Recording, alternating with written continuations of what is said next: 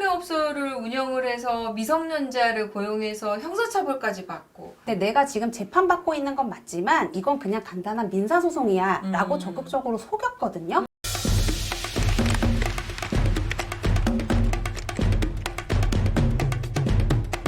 안녕하세요. 양세형 변호사의 상담소 양담사에 오신 걸 환영합니다. 변호사 안녕하세요. 안녕하세요. 안미연 변호사입니다. 네, 오늘 또 친절한 상담 부탁드릴게요. 네. 이 결혼 없던 걸로 안 되나요? 라고 질문해 오신 내용입니다. 제가 한번 읽어볼게요. 저는 소심한 성격 탓에 대인관계를 맺는 데 어려움을 겪고 있습니다. 아무렇지 않은 상황도 확대 해석을 해서 오해를 사고 결국 직장 상사와 문제가 생겨 회사까지 그만두고 집에서 쉬게 되었습니다. 그러던 중 제 하소연을 올려둔 SNS 게시물에 어떤 남자가 메시지를 보내왔고 그 사람과 대화를 하게 되었습니다. 제 이야기를 잘 들어주고 제 편에서 응원해주는 그 사람과 저는 급격히 가까워졌고 이야기를 나눈 지 일주일 만에 직접 만나 교제를 시작했습니다. 교제한 지 한 달 만에 청혼을 받은 저는 운명이라 생각하고 혼인신고를 하게 되었습니다. 하지만 혼인신고를 하자마자 남편은 형사재판을 받게 되었고 결국 실형까지 받게 되어 현재 교도소에 수감 중입니다. 저와 처음 대화를 나눌 당시 미성년자를 고용해 성매매업소를 운영하는 범죄를 저질러 이미 수사를 받고 있던 상태였습니다. 혼인신고를 하면 부양할 배우자가 있으니 감형을 해달라는 주장을 할 수 있기 때문에 사람을 쉽게 믿어버리는 저에게 일부러 접근해서 혼인신고를 한 것입니다. 이 결혼 없던 걸로 되돌릴 순 없는 걸까요? 이게 지금 결혼을 없던 걸로 되돌리고 싶다고 하시는데 네. 어떤 방법이 있을까요? 남편이랑 헤어지는 방법은 법적으로 딱 세 가지가 있습니다. 이혼을 하시면 되고 아니면 혼인 취소 아니면 혼인 무효인데요. 이혼을 하신다는 건 이 혼인 신고가 굉장히 유효하다. 네. 법적으로 아무 문제가 없다라는 걸 전제로 하는 거기 때문에 지금 우리 사연자의 입장에는 맞지 않고 혼인 취소나 혼인 무효에 해당하는지를 좀 살펴봐야 될 사연 같습니다. 일단 무효 취소 차이부터 좀 보고 갈까요? 민법상 그 혼인 취소 사유와 혼인 무효 사유는 엄격하게 구분이 되어 있어서 일단 요건 측면에서도 굉장히 차이가 있고 일단 효과적인 측면에서도 굉장히 차이가 있습니다. 혼인 무효가 인정이 되면 이 혼인 관계는 처음부터 없던 것이 돼요. 네. 그 사이에서 태어난 아이는 혼외자가 되어버립니다. 근데 혼인 취소의 경우에는 그 혼인 취소가 된 때로부터 혼인이 없던 것이 되는 거기 때문에 그 이전에 있었던 혼인 관계에서 태어난 아이라던가 재산 관계, 뭐 상속 관계 이런 부분들은 다 유효하게 그 유지된다는 데서 큰 차이가 있습니다. 자, 혼인 무효 가능성이 있습니까? 아주 가까운 근친 관계의 혼인 또는 이제 혼인의 의사가 없는데 결혼을 강행한 경우에는 혼인 무효가 인정된다라고 보고 있는데요. 지금 당사자 간의 혼인 의사의 합치가 없는 때에 해당하느냐 여부를 살펴봐야 됩니다.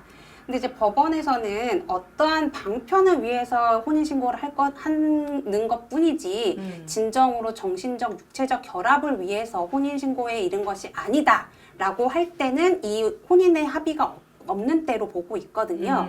근데 사연을 보면 조금 애매한 게 한 달 정도는 또 교제를 했거든요. 네. 그래서 이 사람은 이 여자랑 만약에 결혼을 하더라도 혼인 생활을 할 생각까지는 있었던 걸로 보여요. 이거를 입증하기가 네, 그죠? 네. 그래서 이 사연에서는 애초에 그 혼인의 의사 없이 뭐 사기를 하려고 했다거나 범죄를 저지르려고 지금 혼인신고에 이르렀다까지가 정확하게 입증은 되지 않기 때문에 혼인 무효로 접근할 사안은 아닌 걸로 생각이 됩니다.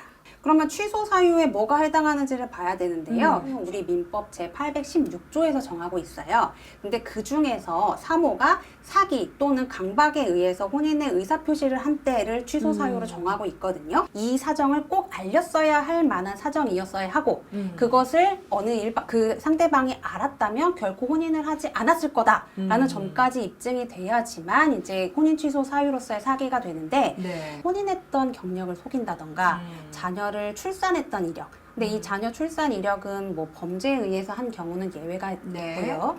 그리고 이제 자신의 그 경력이나 학력 같은 것을 마치 동일인이 아닌 것처럼 그 정도로 속였을 경우에는 인정이 됩니다. 그리고 특히 최근에 그 범죄 경력을 속이고 결혼을 한 경우에 이제 혼인 취소를 인정했던 사건들이 있어요.